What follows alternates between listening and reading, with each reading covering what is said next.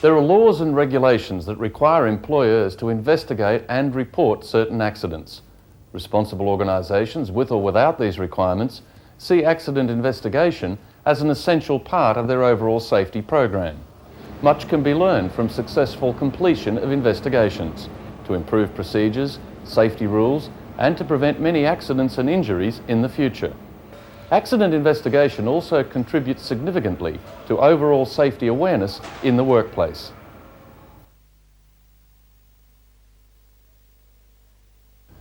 The key result of any accident investigation should not be to exonerate individuals or management, to satisfy insurance requirements, to defend a position for legal argument, or to assign blame.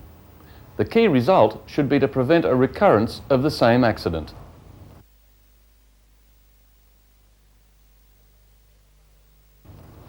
Let's start our look at accident investigation by first looking at the accident itself. And the first question is, what is an accident? A very broad and simple definition would be that an accident is an unplanned and unwelcome event which interrupts normal activity. Accidents that result in injuries or damage always involve the exchange of energy, or simply, they involve the presence of a hazard or hazards. Accidents can result in no damage or no injuries, as well as cause illness, disease, injuries, damage to equipment, and damage to property. It would be fair to say that there are three basic types of accidents. First, minor accidents, such as paper cuts to fingers or dropping a box of materials.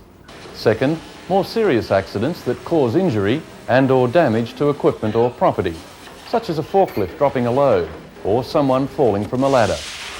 Third, accidents that occur over an extended time frame, such as a hearing loss from high noise levels or an illness resulting from exposure to chemicals. This third group of accidents, injuries and illnesses would usually be dealt with by being addressed in an ongoing accident prevention program. The second group, the more serious incidents, is clearly the main group of accidents that should result in investigations. However, it should be remembered that very often there's only a fine line between a minor accident or injury and a major one. Also, serious near-miss accidents and incidents should be thoroughly investigated. All accidents have two things in common. They all have contributory factors that cause the accident, and they all have outcomes from the accident.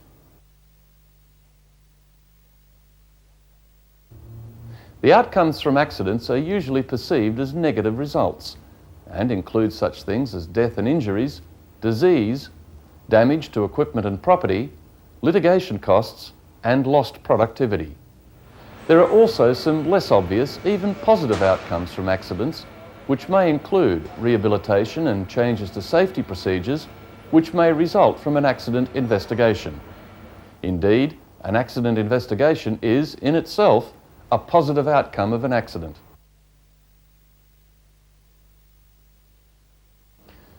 The contributory factors that lead to all accidents fall into one or more of the following broad categories: environmental, design, systems and procedures, and of course, human behaviour. Environmental factors include such things as noise, fumes, light, and heat. Design factors include workplace layout and design of tools and equipment. Systems and procedures, which are either not present or inappropriate, can lead to accidents. And human behaviour is common to all accidents. This human factor is not limited to the person involved in the accident, but can include such things as purchasing an inappropriate piece of equipment. That is, it could be a human factor not directly linked to the accident per se.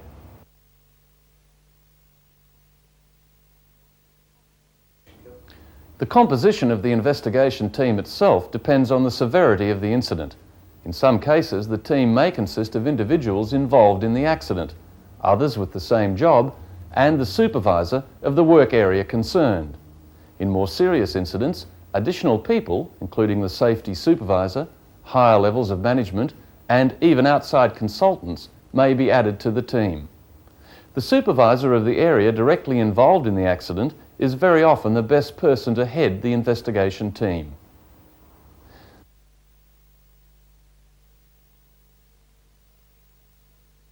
The four main stages of an investigation are: 1.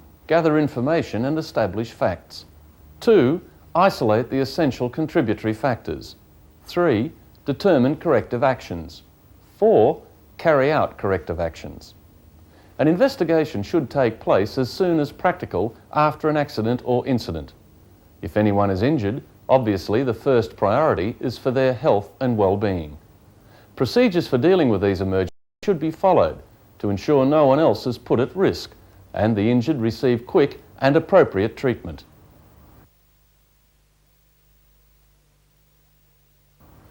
The object of an investigation is to be impartial and objective. An important element of the early stages of an investigation is to gather procedures and safety rules for the area concerned and to compile the maintenance history of any equipment involved. The accident scene should be isolated and information obtained from the injured, witnesses, supervisors and other personnel in the work area. As we have already stated, time is of the essence when conducting investigations. When time elapses, distortion of the facts can occur for a number of reasons. People can simply forget important detail, and the emotional effect of witnessing or being associated with an injured worker can distort a recollection. The pressure of not wanting to incriminate or involve a fellow worker is also likely to increase as time passes. Witnesses may become unavailable or influence each other. Photographs and diagrams of the scene may be appropriate, and it is important not to destroy or discard anything related to the accident or incident. Interview the person or people directly involved in the accident separately and ask questions such as, what were you doing? How do you think the accident occurred? How were you trained for the job? What is the safety procedure for this task? Don't ask questions that start like, didn't you know? Or, why didn't you bother? When interviewing anybody, make sure that facts are obtained. The investigation should not be concerned with opinions or judgments made by individuals, and these comments should be discouraged whenever possible. The investigation team should make it clear to all concerned that the object of the investigation is to avoid a recurrence of the same accident, not to apportion blame.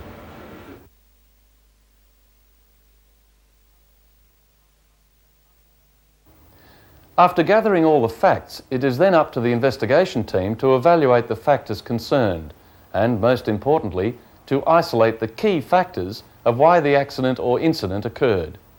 So, how is this best achieved? Well, the answer is relatively simple. Ask the question, would the accident have happened if this particular factor was not present? For example, if a machine guard was not in place, would the accident still have occurred if the equipment was properly guarded? Or, if a new employee was involved, were they aware of the correct safety procedures?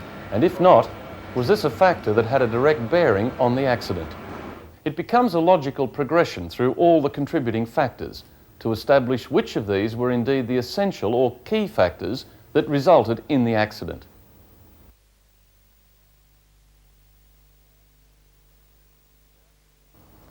It now becomes the job of the investigation team to interpret and draw conclusions. A clear distinction between the immediate causes and the underlying causes must be made.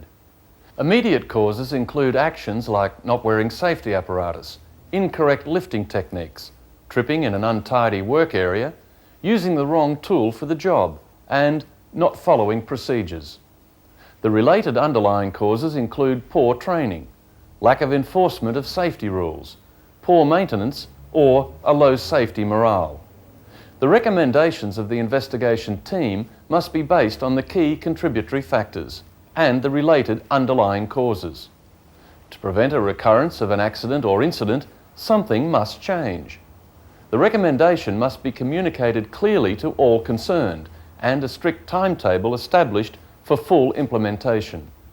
Follow-up must be part of the process to ensure that the changes have been made.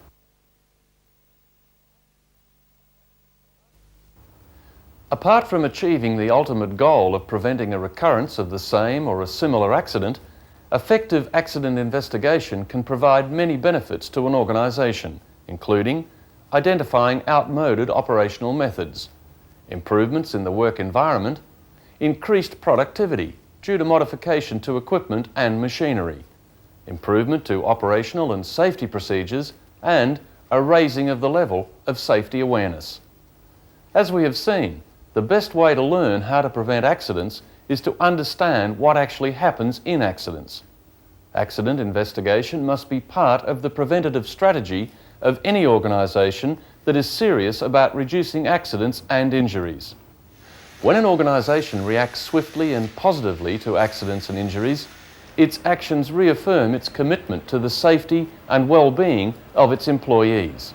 Simply, everyone can see there is a sincere determination to reduce further accidents and injuries.